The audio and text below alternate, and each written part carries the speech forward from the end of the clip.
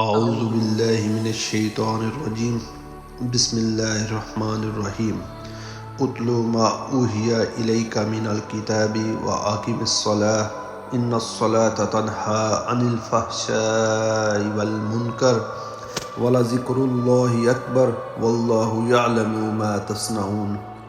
آپ تلاوت کیجئے جو کچھ وحی کیا گیا آپ کی طرف کتاب سے اور نماز قائم کیجئے۔ بلا شبہ نماز روکتی ہے بے حیائی اور برے کاموں سے، اور البتہ یاد کرنا اللہ کا اپنے بندوں کو بہت بڑی چیز ہے، اور اللہ جانتا ہے جو کچھ تم کرتے ہو۔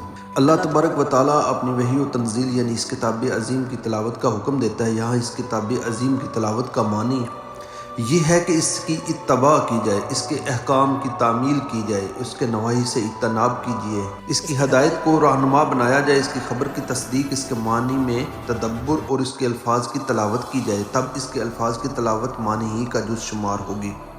جب تلاوت کا معنی مذکورہ بالائے امور کو شامل ہے تو معلوم ہوا کہ مکمل اقامت دین تلاوت کتاب میں داخل ہے۔ اس صورت میں اللہ تعالیٰ کا ارشاد ہے وَأَقِیمِ الصَّلَاةَ، اور نماز قائم کرو، عام پر عطف خاص کے باب میں سے ہے، اور اس کی وجہ نماز کی فضیلت، اس کا شرف اور اس کے اچھے اثرات ہیں۔ ان الصلاۃ تنہی عن الفحشاء والمنکر، بے شک نماز فحشاء اور منکر سے روکتی ہے۔ الفحشاء سے مراد ہر وہ بڑا گناہ ہے جس کی قباحت مسلم اور نفس میں اس کی چاہت ہو۔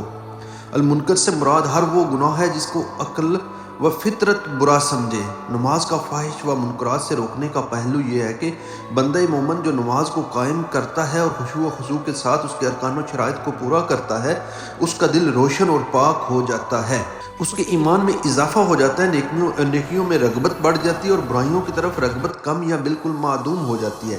اس طریقے سے نماز پر دوام اور اس کی محافظت ضرور فاحش و منکرات سے روکتی ہے۔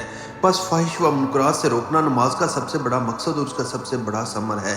نماز کو قائم کرنے میں ایک اور مقصد بھی ہے جو پہلے مقصد سے عظیم تر ہے، وہ ہے نماز کا اللہ تعالیٰ کے قلبی، لسانی اور بدنی ذکر پر مشتمل ہونا۔ اللہ تعالیٰ نے اپنی مخلوق کو اپنی عبادات کے لیے پیدا کیا اور بہترین عبادت جو مخلوق کی طرف سے پیش کی جاتی ہے وہ نماز ہے۔ نیز نماز کے اندر تمام جواہر کی عبودیت شامل ہوتی ہے جو کسی اور عبادت میں نہیں ہوتی۔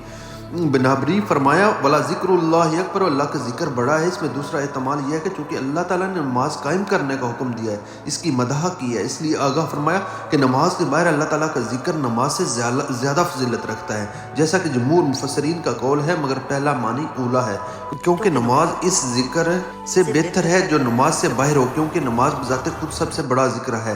واللہ یعلم ما تصنعون، اور تم جو نیکی یا برائی کرتے ہو اللہ تعالیٰ اسے جانتا ہے، تمہیں اس کی پوری جزا دے گا۔